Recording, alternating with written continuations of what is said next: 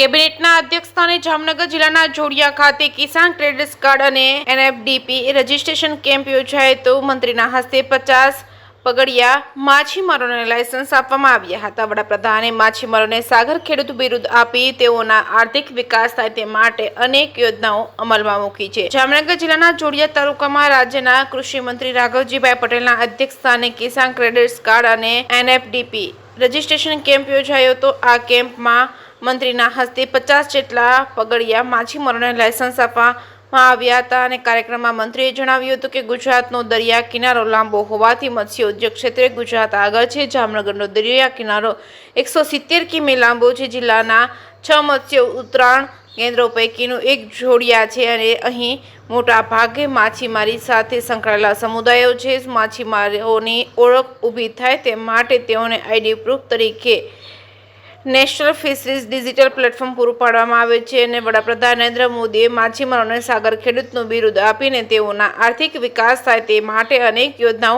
અમલમાં મૂકી છે।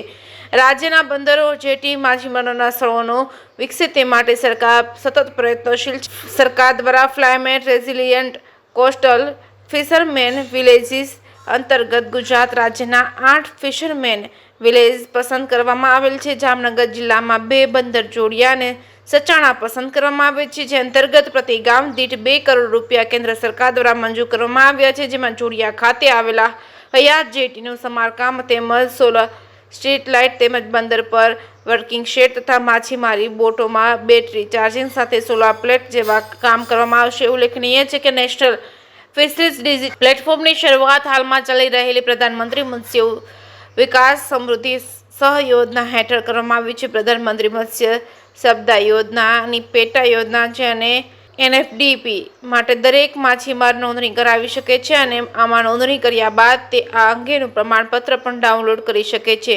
નોંધણી કરનાર માછીમારોને સરકારની વિવિધ યોજનાની વગેરેની માહિતી પણ MS મારફતે મળશે। જે કે સિંહ ગુજરાતી સાથે હર્ષલ ખંડેરિયા, જામનગર।